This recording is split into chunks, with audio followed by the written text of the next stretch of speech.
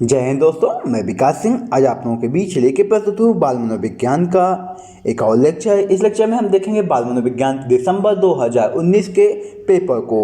चलिए देखते हैं। यहाँ पे हम 30 क्वेश्चन बाल मनोविज्ञान को के लेके डिस्कस करेंगे दोस्तों। चलिए स्टार्ट करते हैं अपने लेक्चर को। हमारा पहला क्वेश्चन है दोस्तों, भाषा के अर्जन एवं विकास के लिए सर्वाधिक संवेदनशील अवधि कौन सी होती है? जन्म, पूर्व अवधि, प्रारंभिक बाल्यावस्था, मध्य बाल्यावस्था या किशोरावस्था। दोस्तों इसमें आपका सही ऑप्शन है प्रारंभिक बाल्यावस्था। आगे चलते हैं। निम्न में से कौन सी लॉरेंस कोहलबर्ग के द्वारा प्रस्तावित नैतिक विकास की एक अवस्था है? प्रसुप्ति अवस्था, सामाजिक अनुबंध, अभिविन्यास, मूर्त संख्यात्मक अवस्था, उद्योग बनाम अधीनता अवस्था। इसमें से आपका सही ऑप्शन है मूर्त संख्या अवस्था। यह जीन पियाजे की तीसरी अवस्था की बात की गई है दोस्तों। आगे चलते हैं। जीन पियाजे ने कितनी अवस्थाएं बताई? 4 अवस्थाएं बताई है। हमारा तीसरा क्वेश्चन है, कक्षा में परिचर्चा के दौरान एक शिक्षक प्रायः लड़कियों की तुलना में लड़कों पर अधिक ध्यान देता है, यह किसका कारण है? इसका मेन कारण क्या हो सकता है? जेंडर पक्षपात, जेंडर पहचान, जेंडर संबद्धता, जेंडर समरूपता। जेंडर पक्षपात होगा के अंतर्गत आएगा क्योंकि वहाँ पे विभेद किया जा रहा है। आगे चलते हैं। बच्चों में जेंडर रूढ़वादिता एवं जेंडर भूमिका अनुरूपता को कम करने के लिए निम्न में से कौन सी पद्धति प्रभावशाली है? जेंडर पक्षपात के बारे में परिचर्चा, जेंडर विशिष्ट भूमिकाओं को महत्व देना, जेंडर पृथक खेल समूह बनाना, जेंडर पृथक बैठने की व्यवस्था करना। दोस्तों इसमें सही ऑप्शन है आपका जेंडर पक्षपात के बारे में परिचर्चा करना। आगे चलते हैं। 5वां क्वेश्चन है, निम्न में से किस मनोवैज्ञानिक ने बच्चों को ज्ञान के सक्रिय जिज्ञासु के रूप में देखते हुए उनके चिंतन पर सामाजिक एवं सांस्कृतिक विषय वस्तुओं के प्रभाव को महत्व दिया है? बच्चों के सामाजिक एवं उसके चिंतन एवं सामाजिक सांस्कृतिक की बात जो करते हैं वो कौन है? लेन वाइगोस्की का एक सिद्धांत है, उसके अंतर्गत इसकी बात की गई है दोस्तों। आगे चलते हैं। जिग्सा पहेली को करते समय 5 वर्ष की नजमा स्वयं से कहती है, नीला टुकड़ा कहाँ है? नहीं, यह वाला नहीं, गाढ़े रंग वाला जिससे यह जूता पूरा बन जाएगा। इस प्रकार की वार्ता को वाइगोस्की किस तरह संबोधित करते हैं? व्यक्तिगत वार्ता, जोर से बोलना, भार या ढांचा, आत्मकेंद्रित वार्ता। दोस्तों इसमें सही ऑप्शन जो जाएगा व्यक्तिगत वार्ता है दोस्तों। आगे चलते हैं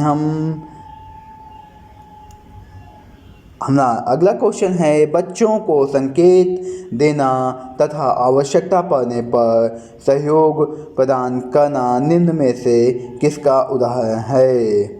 प्रबलन, अनुबंधन, मॉडलिंग या भार या ढांचा। दोस्तों यहाँ पे बच्चों के आवश्यकता पड़ने पर सहयोग की बात की गई है, तो यहाँ पे क्या आएगा? भार या ढांचा आएगा दोस्तों। ठीक है, आगे चलते हैं हम। निम्नलिखित व्यवहारों में से कौन सा जीन पियाजे के द्वारा प्रस्तावित मूर्त संख्यात्मक अवस्था को विशेषित करता है? परिकल्पित निगमनात्मक तर्क, साध्यात्मक विचार, संरक्षण, कक्षा समावेशन। तीसरा ऑप्शन है अवस्थित अनुकरण, पदार्थ स्थायित्व, और चौथा ऑप्शन है प्रतीकात्मक खेल, विचारों की अंकमयता। तो इसमें दोस्तों जो ऑप्शन आपका कौन सा जाए, किसकी बात की जाती है यहाँ पे? संरक्षण, कक्षा समावेशन की। आगे चलते हैं हम। बच्चों के संज्ञानात्मक विकास के संदर्भ में निम्न में से कौन सी पियाजे की संरचना है? पियाजे की संरचना कौन सी है? स्कीमा। ठीक है, इसमें स्कीमा की बात की गई है, उन्होंने स्कीमा की बात की है बच्चों के संदर्भ में, संज्ञानात्मक विकास के संदर्भ में निम्नलिखित में से जीन पियाजे ने स्कीमा की बात की है। दोस्तों आगे चलते हैं हम। हमारा अगला क्वेश्चन है, आकलन का प्राथमिक उद्देश्य क्या होता है या क्या होना चाहिए? इसमें 4 ऑप्शन हैं। पहला ऑप्शन है विद्यार्थियों के लिए से निश्चित करना, संबंधित अवधारणाओं के बारे में बच्चों की स्पष्टता तथा भ्रांतियों को समझना, विद्यार्थियों के प्राप्तांकों के आधार पर उनको नामांकित करना, रिपोर्ट कार्ड में उत्तीर्ण या अनुत्तीर्ण अंकित करना। दोस्तों तो इससे संबंधित अवधारणाओं के बारे में बच्चों की स्पष्टता एवं भ्रांतियों को समझना। ठीक है, उनकी जो भ्रांतियां हैं या धारणा उनको समझना अति आवश्यक है। दोस्तों आगे चलते हैं हम। हमारा 11वां क्वेश्चन है, निम्नलिखित कथनों में से कौन सा बुद्धि के बारे में सही है? बुद्धि एक निश्चित योग्यता है जो जन्म के समय से निर्धारित होती है। बुद्धि को मानकीकृत परीक्षणों के प्रयोग से सटीक रूप से मापा एवं निर्धारित किया जा सकता है। बुद्धि एक एकात्मक कारक है, एक एकाकी विशेषक है। दोस्तों अगला है आपका चौथा ऑप्शन बुद्धि। दोस्तों इसमें चौथा ऑप्शन सही है। चलिए आगे चलते हैं हम। रूही हमेशा समस्या के एकाधिक समाधानों के बारे में सोचती है। इसमें से काफ़ी समाधान मौलिक होते हैं। रूही किन गुणों का प्रदर्शन कर रही है? सृजनात्मक विचारक, अभिसारिक विचारक, अनन्य विचारक या आत्म केंद्रित विचारक। दोस्तों तो इसमें सृजनात्मक विचारक की बात कही जा रही है यहाँ पे। ठीक है, इस आपका पहला ऑप्शन सही होगा। आगे चलते हैं हम। या में शिक्षा अधिगम प्रक्रिया में वंचित समूह से संबंधित विद्यार्थियों के द्वारा सहभागिता क्रम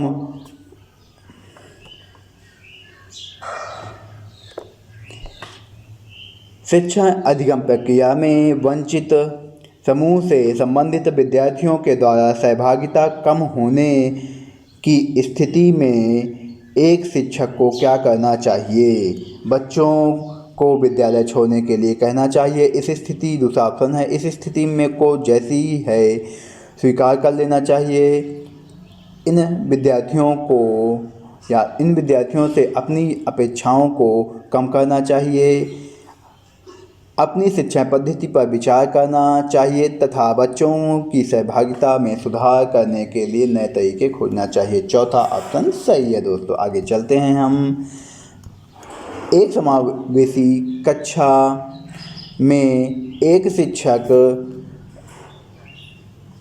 को विशिष्ट शैक्षिक योजनाओं को पहला ऑप्शन है तैयार नहीं करना चाहिए, कभी कभी तैयार करना चाहिए, सक्रिय रूप से तैयार करना चाहिए, तैयार करने के लिए हतोत्साहित होना चाहिए। इसमें सही ऑप्शन जो जाएगा दोस्तों किस में जाएगा?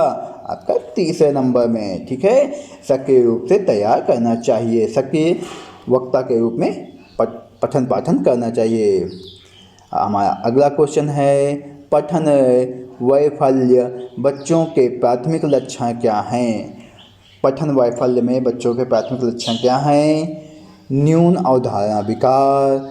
दूसरा ऑप्शन है अपसारी चिंतन, पढ़ने में धारा प्रवाह पढ़ने की अक्षमता और एक ही गति विषयक कार्य को बार बार दोहराना। दोस्तों पठन वैफल्य अर्थात किसी विषय वस्तु को पढ़ने में जो प्रॉब्लम होती है उससे संबंधित होता है पठन वैफल्य।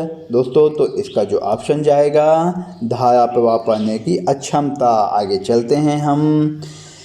शिक्षा का अधिकार अधिनियम 2009 में उल्लेख की गई समावेशी शिक्षा की अवधारणा निम्न में से किस पर आधारित है?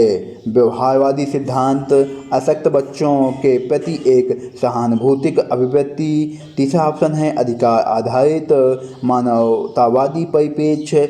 चौथा ऑप्शन है मुख्यतः व्यावसायिक शिक्षा उपलब्ध करा करके अशक्त बच्चों को मुख्य धारा में शामिल करना। दोस्तों तो इसका सही ऑप्शन है अधिकार आधारित मानवतावादी परिप्रेक्ष्य। ठीक है, इसका सही ऑप्शन है तीसरा नंबर। बात जो की है समावेशी शिक्षा की, उसको जो उसके अधिकार हैं वो उसको मिलने चाहिए। चलिए आगे चलते हैं हम। संरचनावादी ढांचे में अधिगम प्राथमिक रूप से यंत्रवत याद करने पर आधारित है, प्रबलन पर केंद्रित है, अनुबंधन द्वारा अर्जित है, अवबोधन की प्रक्रिया में केंद्रित है। दोस्तों तो इसमें ऑप्शन जाएगा अवबोधन। ठीक है, पहले उसको समझेगा, फिर उसको पहले उसको देखेगा, स्मृति करेगा, अवबोध करेगा और फिर अवबोध की घटना इम्पोर्टेंट है, उसको समझना उसको ज़रूरी है। आगे चलते हैं हम। इन सिद्धांतों को अनदेखा करना चाहिए, बच्चों को दंडित करना चाहिए, बार बार याद करने के द्वारा एक ही सही सिद्धांत में बदल देना चाहिए। और चौथा ऑप्शन है जो वो है प्रतिकूल प्रमाण एवं उदाहरणों को प्रस्तुत करके बच्चों के इन सिद्धांतों को चुनौती देना चाहिए। दोस्तों इसका जो सही ऑप्शन है वो आपका चौथा है, क्योंकि यहाँ पे जो बात की गई है प्रतिकूल प्रमाण एवं उदाहरणों से प्रस्तुत करके इन सिद्धांतों की बातचीत को चुनौती देना चाहिए। दोस्तों आपका 19वां क्वेश्चन है छात्र केंद्रित शिक्षा शास्त्र की क्या विशेषता है? केवल पाठ्यपुस्तक पर निर्भर होना चाहिए, बच्चों के अनुभवों को प्रमुखता देनी चाहिए। दोस्तों आपको यही ऑप्शन सही है, बच्चों के अनुभवों को प्रमुखता देनी चाहिए, यंत्रवत याद करना चाहिए बिल्कुल नहीं। और चौथा ऑप्शन है आपका योग्यता के आधार पर विद्यार्थियों को नामांकित करना तथा वर्गीकरण करना चाहिए। दोस्तों तो ये आपका नहीं है। आगे चलते हैं हम। संवेग एवं संज्ञान एक दूसरे से पूर्णतः अलग हैं, स्वतंत्र हैं, सन्निहित हैं या संबंधित नहीं हैं। दोस्तों इसमें एक दूसरे से संज्ञान एवं संवेग एक दूसरे में सन्निहित हैं। दोस्तों आगे चलते हैं हम। अगला क्वेश्चन है समाजवादी सिद्धांतों के अनुसार अधिगम के बारे में निम्नलिखित में से कौन सा कथन सही है? अधिगम पुनरुत्पादन एवं स्मरण की प्रक्रिया है, अधिगम यंत्रवत याद करने की प्रक्रिया है, अधिगम आवृत्तीय संबंध के द्वारा व्यवहारों में अनुबंधन है, अधिगम सक्रिय विनियोजन के द्वारा ज्ञान की प्रक्रिया है। दोस्तों तो क्या है आपका चौथा ऑप्शन सही है। अधिगम क्या है? अधिगम सक्रिय विनियोजन के द्वारा ज्ञान की संरचना की प्रक्रिया है। दोस्तों आगे चलते हैं हम। विद्यार्थियों को स्पष्ट उदाहरण एवं गैर उदाहरण देने के क्या परिणाम हैं? दोस्तों अवधारणात्मक परिवर्तनों को प्रोत्साहित करने के लिए यह एक प्रभावशाली तरीका है। यह विद्यार्थियों के दिमाग में भ्रांतियाँ उत्पन्न करता है। यह अवधारणाओं की समझ में अभाव पैदा करता है। यह अवधारणात्मक समझ के बजाय कार्य विधिक प्रक्रियात्मक ज्ञान पर ध्यान केंद्रित करता है। दोस्तों तो इसमें जो आपका सही ऑप्शन जाएगा दोस्तों वो है पहला नंबर। अवधारणात्मक परिवर्तनों को प्रोत्साहित करने के लिए एक प्रभावशाली तरीका अपनाना चाहिए। ठीक है, आगे चलते हैं हम। बच्चों को अधिगम गतिशीलता में भागीदारी करने के लिए लगातार पुरस्कार देना व दंड का प्रयोग करने से क्या होता है? बाह्य अभिप्रेरणा कम हो जाती है, आंतरिक अभिप्रेरणा बढ़ती है। बच्चों को प्रदर्शन आधारित लक्ष्यों के बजाय निपुणता पर ध्यान देने के लिए प्रोत्साहित करेगा।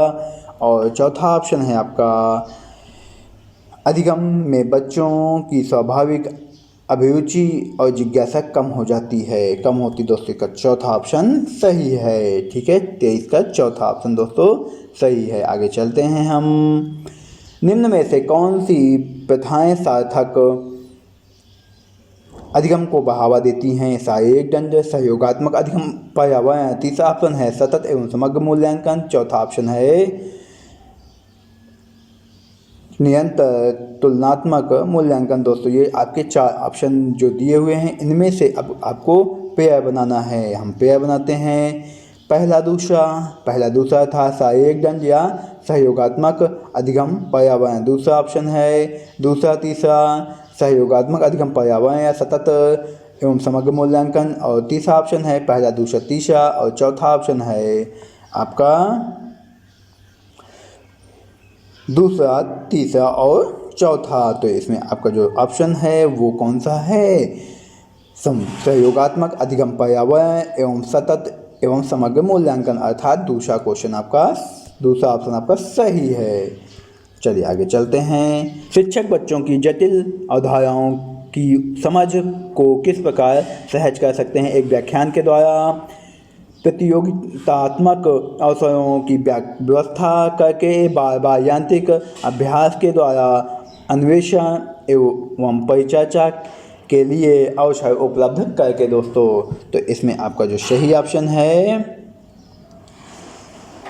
अन्वेषण एवं परिचर्चा के लिए अवसर उपलब्ध कराना, ठीक है। किसी खोज का मौका देना, बच्चों को उसको जानने की जिज्ञासा को अपनी शांत करने का मौका देना, और उस पर परिचर्चा या चर्चा का विषय बनाकर हम उसे कर सकते हैं। दोस्तों आगे एक प्राथमिक विद्यालय की अध्यापिका बच्चों को एक प्रभावशाली समस्या समाधानकर्ता बनने के लिए किस प्रकार से प्रोत्साहित कर सकती है? प्रत्येक छोटे कार्य के लिए भौतिक पुरस्कार देकर, केवल प्रतिक्रियात्मक ज्ञान पर बल महत्व देकर, गलत उत्तरों को अस्वीकार करके एवं दंडित करके। चौथा ऑप्शन है बच्चों को सहजानुभूत अनुभव लगने के लिए प्रोत्साहित करके तथा उसी पर आधारित विचार मंथन करके। दोस्तों तो इसमें चौथा ऑप्शन आपका सही है, बच्चों को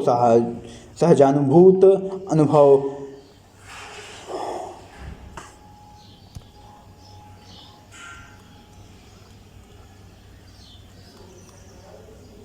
एक प्राथमिक विद्यालय की अध्यापिका बच्चों को एक प्रभावशाली समस्या समाधान बनने के लिए किस प्रकार से प्रोत्साहित कर सकती है? प्रत्येक छोटे कार्य के लिए भौतिक पुरस्कार देकर। दूसरा ऑप्शन है केवल प्रतिक्रियात्मक ज्ञान पर बल महत्व देकर, गलत उत्तरों को अस्वीकार करके एवं दंडित करके। चौथा ऑप्शन है बच्चों को सहजानुभूत अनुमान लगाने के लिए प्रोत्साहित करके तथा उसी पर आधारित विचार मंथन करके। दोस्तों तो इसमें चौथा ऑप्शन आपका सही है। आगे चलते हैं हम। हमारा 27वां क्वेश्चन है निम्नलिखित अवधि में से किसके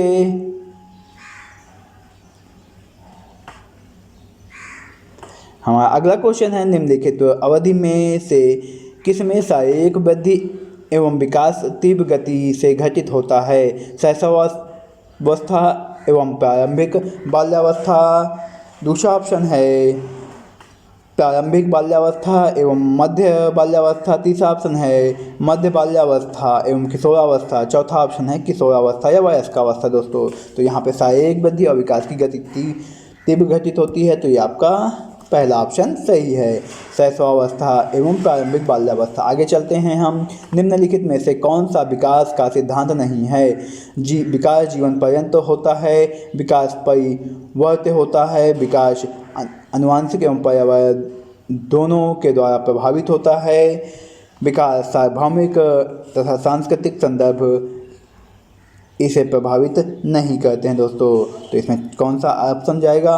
जो नहीं है वो चौथा ऑप्शन है। दोस्तों विकास सार्वभौमिक है तथा सांस्कृतिक संदर्भ इसे प्रभावित नहीं करते इसे। दोस्तों ये आपका विकल्प नहीं होगा, बाकी जीवन पर्यंत चलने वाली प्रक्रिया है, विकास परिवर्त्य होता है और आनुवंशिक और पर्यावरण पर दोनों पर निर्भर करता है। दोस्तों अगला क्वेश्चन है हमारा